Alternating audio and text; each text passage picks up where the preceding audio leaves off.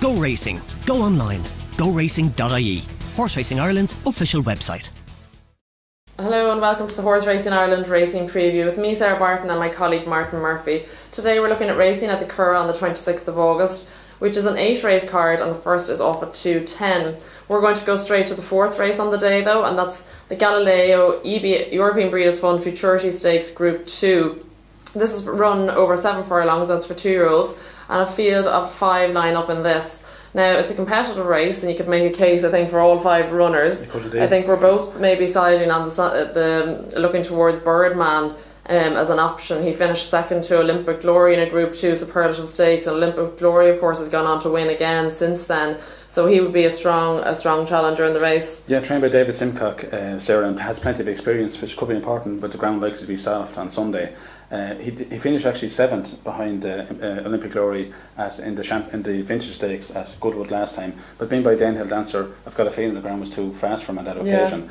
His run before that was a good effort, as you said, against Olympic Glory at Newmarket, and that was soft ground. So I think with those conditions, with Pat Smullen on board, he just might be good enough to win here. But it's, as you said, all 5 could be given a chance. Andy Oliver's first Cornerstone won a listed race last time out, has been supplemented for this, and Aidan O'Brien has 3 runners in this one, with Flying the Flag, Kingston, Jamaica, and Nevis. Now Joseph O'Brien chose to ride Nevis. He won the Leopardstown Maiden last time over a mile in good style, and obviously progressive horse and must go very well. Flying the Flag impressed when he won first time out against Einstein's Folly, who has won a nursery during the week there at Gordon Park. So that's the reasonable form. It could be a very tight affair. I just think Birdman might just edge it, but it could be very, very, very close finish, this one. And he's not. You don't think he's likely to start favourite, maybe? So could be a bit of value. No, Aidan O'Brien's a very good record in the Futurity, and this is always a very good race. So I imagine maybe with Joseph riding Nevis, he could shade favourite today. But hopefully, I think Birdman might be 5-2, 3-1, that type of price. Okay, so we'll move on then to the 5th race on the day, and that's the Landwade Stud Filly Stakes. This is a Group 3 run over a mile 1. A field of 7 line up in this, and I'm going to side with the John Ox filly Manoray. She hasn't run since September 2011, so I would hope that, I'm sure he'll have her fit and ready for a run on Sunday. And of course she has very good form from last year. But she was the most progressive individual last year, winning a couple of group races at the Curragh, and the one thing she does like is soft ground, which I'm sure she will get on Sunday. Niall McCullough announced the partnership with her. He rode on a couple of occasions last year. She likes to bounce out in front, and she will take beating here.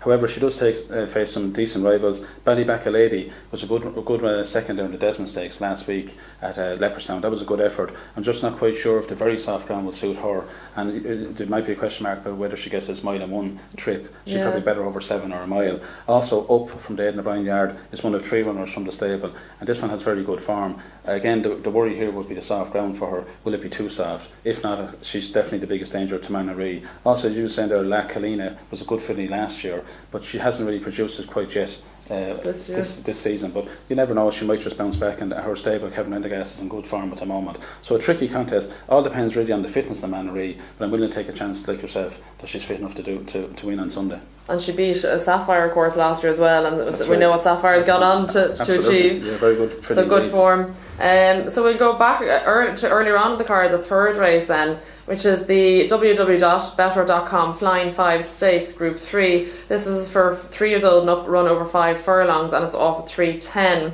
A field of 8 line up in this, and my selection is for a filly called Fire Lily from the David Watchman yard. She won a Group 3 there recently at the Curragh, the Phoenix Sprint Stakes, and although she's dropping back the furlong, she did win a 5 furlong race on her debut, and I just think there's a bit of class about this filly. Well, yeah, she's very much improved filly, and a very, very honest sort, sure to give her running. I just think stepping back down to 5 furlongs might just slightly be against her. She also handles soft ground, but she certainly wouldn't like it heavy. She never got a blow in the July Cup. There's 5 English riders here, Sarah, and this is the normal type of race where they do very well in. The likes of Eton Rifles, our usual suspect like In Exile and Judge and Jury, they're all sure to run very well.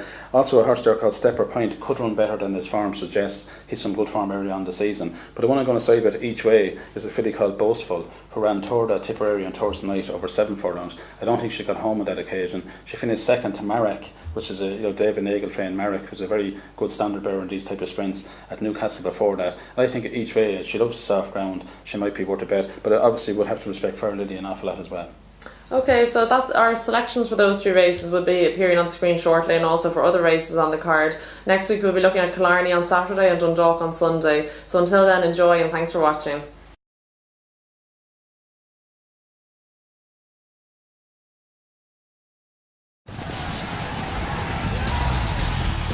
Go racing. Go online. GoRacing.ie. Horse Racing Ireland's official website.